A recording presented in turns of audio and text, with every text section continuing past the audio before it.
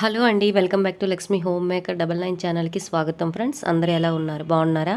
నేనైతే చాలా బాగున్నానండి. మీ అందరూ బాగుండాలని మనస్ఫూర్తిగా కోరుకుంటున్నాను. సబ్స్క్రైబ్ చేసిన వాళ్ళకి చాలా చాలా థ్యాంక్స్ అండి. ఇప్పటి వరకు మీరు సబ్స్క్రైబ్ చేసుకోకపోతే ప్లీజ్ ఎవరైనా కొత్తగా చూసిన వాళ్ళు సబ్స్క్రైబ్ చేసుకోండి ఫ్రెండ్స్. ఓకేనా? అయితే పంచగవ్య దీపారాధన అంటే ఏంటి?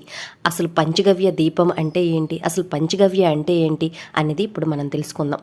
అయితే తెలుసుకునే ముందు ఇప్పుడు దీనికి కావాల్సిన ఐటమ్స్ అయితే తెలుసుకుందామండి. ఇది పంచగవ్య ప్యాకెట్ అండి. ఇవి దీపారాధన. ఇవి దేంతో తయారు చేసుకుంటారు అనేది నేను వీడియోలో తర్వాత చెప్తాను.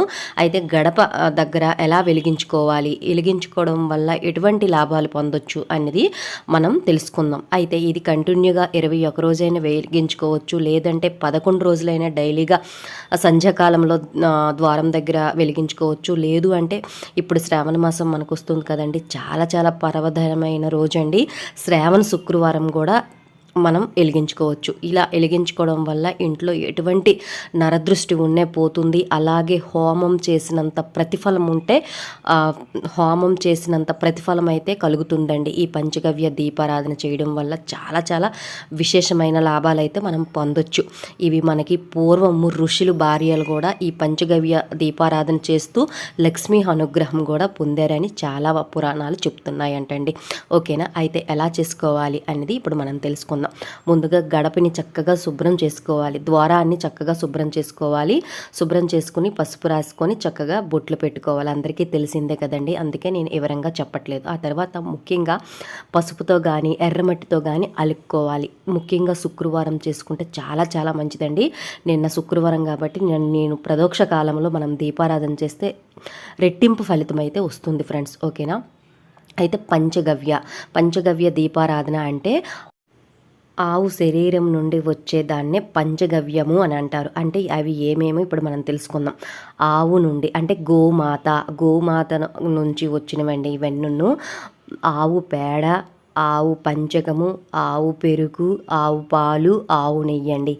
ఇవి అన్నీ చక్కగా మనం ఆవు పేడలో చక్కగా ఇవన్నీ కలిపి చక్కగా మనము దాన్ని ముద్దల్లా చేసి చక్కగా దానికి ఒక ప్రమిదిలో ఇవి కొంచెం అంటే నెయ్యి రాసి ఎండబెడతారండి. అంటే ప్రమిద ఆకారంలో ప్రమిదిలోనే మనం ఉండల్లా చేసి ప్రమిదికి నెయ్యి పూస్తే చక్కగా అవి మనకి ప్రమిదలు ఎలా చేస్తామో ఆ టైప్లో చక్కగా వచ్చేస్తాయండి. ఇవి ప్రమిద ఆకారంలో చేసుకోవాలి. అంటే ఆవు పేడలో చక్కగా మనం ఆవు పంచకము, ఆవు పాలు, ఆవు పెరుగు, ఆవు నెయ్యి కలిపి చక్కగా ఉండల్లా చేసి ప్రమిదలో మనము ఇప్పుడు మనకి మట్టి ప్రమిద ఉంటుంది కదండి, మట్టి ప్రమిదలో కొంచెం ఆయిల్ వేసి ఆ ప్రమిది ఆకారంలో చేసుకొని ఎండలో ఒక 2 days ఎండబెట్టుకోవాలండి. దీన్నే పంచగవ్య దీపారాధన అంటారు. ఇవి ఎండబెట్టుకున్న తర్వాత మనము ఇవి ఇంట్లో అయినా వెలిగించుకోవచ్చండి.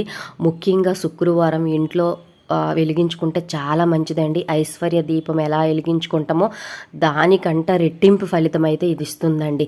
అయితే ఇక్కడ నేను గడప దగ్గర వెలిగించుకుంటున్నాను. గడప దగ్గర వెలిగించుకోవడం వల్ల కూడా చాలా చాలా విశేషమైన లాభాలు పొందొచ్చని మనకి పురాణాలు చెప్తున్నాయి. అయితే ఇక్కడ నేను ద్వారం దగ్గర అటు ఇటు కంపల్సరిగా కలవ పూలు అయితే వేసుకోవాలి. పద్మ పూలైనా వేసుకోవచ్చు, కలవ పూలైనా వేసుకోవచ్చు.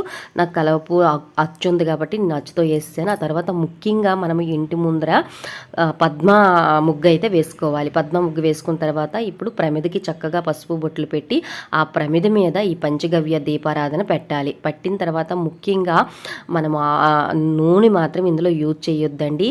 ఓన్లీ నెయ్యితోనే ఈ ప్రమిద అనేది చక్కగా హావుత్ అయిపోవాలన్నమాట.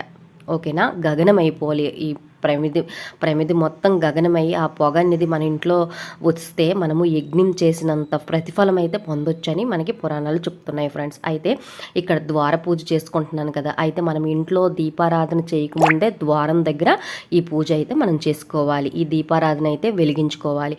వచ్చేది శ్రావణ మాసమే కదండి, చాలా విశేషమైన రెట్టింపు ఫలితం మనం పొందాలంటే ఈ విధంగా చేసుకోండి. చక్కగా వెలిగించుకోవాలి. ఏకహారతితో కానీ అగరబత్తితో కానీ వెలిగించుకున్న తర్వాత కింద తమలపాకు పైన ఈ ప్రమిది పెట్టుకోవచ్చు. లేదు అంటే మనం ప్రమిదులు పెట్టి ప్రమిది పైన ఈ పంచగవ్య దీపాలని పెట్టుకోవచ్చు. నాకు ఆ ప్యాకెట్ 120 అయిందండి. మీకు ఇందాకలు చెప్పడం మర్చిపోయాను. ప్రతి పూజ స్టోర్లలో ఇవి అవైలబుల్గా దొరుకుతున్నాయి ఫ్రెండ్స్. ఓకేనా? ఆ తర్వాత ఒక పువ్వు ఉంచి చక్కగా పసుపు కుంకుమ అక్షతలు వేసి నమస్కారం నమస్కారం చేసుకోవాలి. నమస్కారం చేసి ముఖ్యంగా ఈ దీపారాధన చేసిన తర్వాత ఇంట్లోకి వెళ్ళి మనం దేవుడి గదిలో చక్కగా దీపారాధన చేసుకోవాలి. ఈ విధంగా మనము 21 రోజు కానీ కంటిన్యూగా, లేదు అంటే 11 రోజులు కానీ కంటిన్యూగా, ఇంకా మాకు వీలు కుదరదు అంటే ఇప్పుడు వచ్చింది శ్రావణ మాసమే కదండి. ఈ శ్రావణ మాసంలో మనము ప్రతి శుక్రవారం ఇలా వెలిగించుకోవచ్చు ఫ్రెండ్స్. ఆ తర్వాత నేను తులసమ్మ దగ్గర దీపారాధన చేసి హారతి ఇచ్చేసాను. ఆ తర్వాత దేవుడి గదిలో హారతి ఇచ్చిన తర్వాత ఇక్కడికి ద్వారం దగ్గరికి హారతి ఇవ్వడానికి వచ్చేసరికి ఇవి చక్కగా గగనం అయిపోయేవండి. ఈ గగనమైన తర్వాత ఆ పొగ చూడండి ఎంత చక్కగా వెళ్తుందో. ఆ పొగ అనేది మన ఇంట్లోకి వెళ్తే ఇంట్లో ఉండే నరదృష్టి అంతా పోతుంది. అలాగే పాజిటివ్గా ఉంటుంది. యజ్ఞం చేసినంత ప్రతిఫలం అయితే పొందొచ్చు ఫ్రెండ్స్. ఈ వీడియో నచ్చితే లైక్ చేయండి ఫ్రెండ్స్.